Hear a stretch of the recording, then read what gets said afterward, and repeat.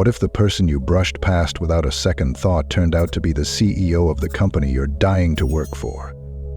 Watch how a red MAGA hat and a simple gatekeeper's uniform expose true character in the most unexpected way. Comments below, where are you watching from?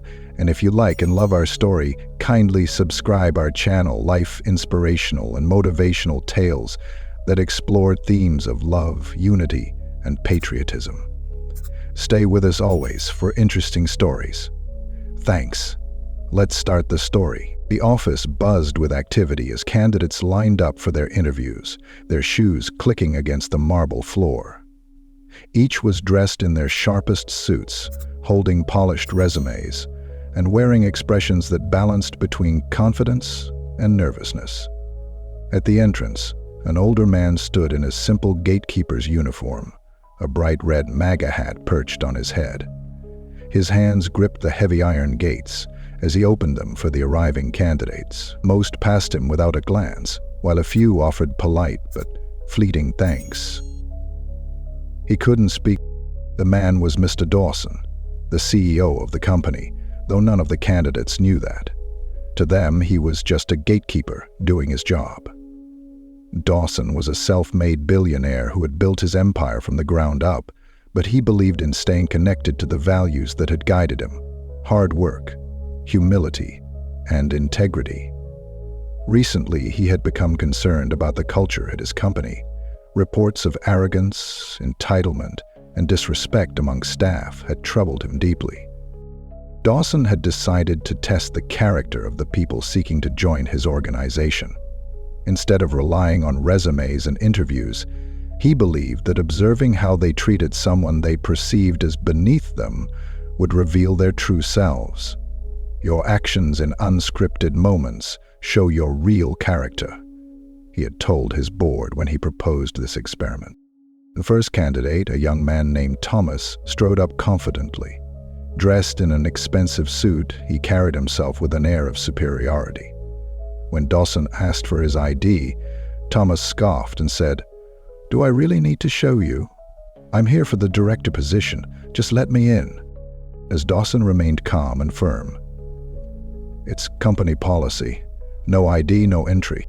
Thomas sighed dramatically, fumbling in his pocket and muttering under his breath, "What a waste of time." He handed over the ID, rolled his eyes, and walked past without another word.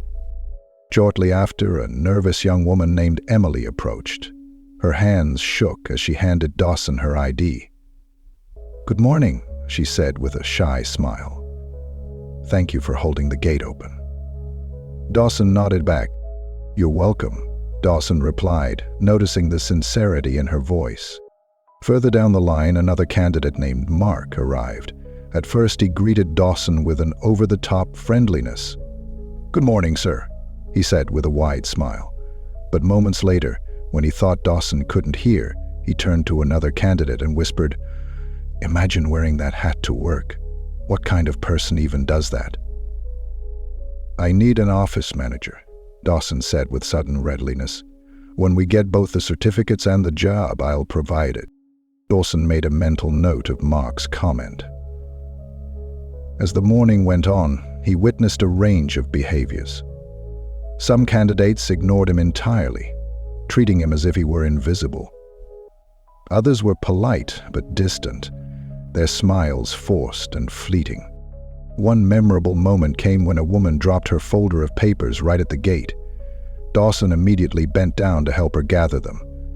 "Oh, thank you so much," she said, her cheeks flushed with embarrassment.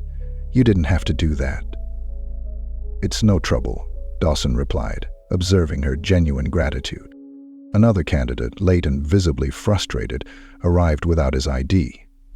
"I'm here for an interview," he snapped. "You can't expect me to go back for my ID. Just let me in." "I'm sorry, but company policy is clear," Dawson replied evenly. "You're just a gatekeeper," the man sneered. "Do your job and let me through." By the end of the day, Dawson had seen enough. The candidates thought their interviews would take place in the boardroom, but Dawson knew the real test had already happened at the gate. He removed his uniform, put on his usual tailored suit, and prepared for the final step of his plan. The next day, the top candidates gathered in the company's sleek boardroom. Nervous energy filled the air as they waited to meet the CEO. They exchanged polite small talk, speculating about what the final round of interviews would entail. None of them noticed when Dawson entered the room. He stood at the head of the table, wearing his signature red MAGA hat and an impeccably tailored suit. The candidates' conversations trailed off as they slowly realized who he was. Shock and confusion spread across their faces. After a few seconds, a director's attorney read the audience and addressed them. "Good morning," Dawson began, his voice calm but firm. "My name is Charles Dawson. I'm the CEO of this company. Over the past week, I've been observing each of you, but not in the way you expected." The room fell silent. Dawson let the weight of his words sink in before continuing. "I was the gatekeeper at the entrance. I watched how you treated someone you thought was insignificant. I listened to your words and noted your actions. Your behavior in those moments told me far more about your character than any resume or interview could." He paused, scanning the room. Some candidates squirmed in their seats, while others sat frozen, their expressions unreadable. "Let me share a few examples," Dawson said, opening a folder. He turned to Thomas, the young man who had dismissed him at the gate. "Thomas, when I asked for your ID, you treated me with disdain. You made it clear that you thought my role was beneath you. If you can't show basic respect to someone you perceive as less important, how can I trust you to lead with integrity? Unfortunately, you're not the right fit for this company." Thomas flushed, his face a mix of embarrassment and frustration, but he said nothing. Next, Dawson looked at Mark. "Mark, your greeting was polite, but your words behind my back were anything but. Mocking someone based on their appearance or their role shows a lack of character. This company values authenticity and respect. I'm afraid you're no longer being considered." Mark's jaw dropped, but he couldn't muster a response. Finally, Dawson's gaze softened as he addressed Emily, the young woman who had greeted him warmly. "Emily, every morning you took a moment to acknowledge me. You treated me with kindness and respect, even though you thought I was just the gatekeeper. That speaks volumes about who you are. I'm pleased to offer you the position." Tears welled in Emily's eyes as the room erupted in applause. "Thank you," she said, her voice trembling. "I won't let you down." Dawson turned back to the group, his tone serious but encouraging.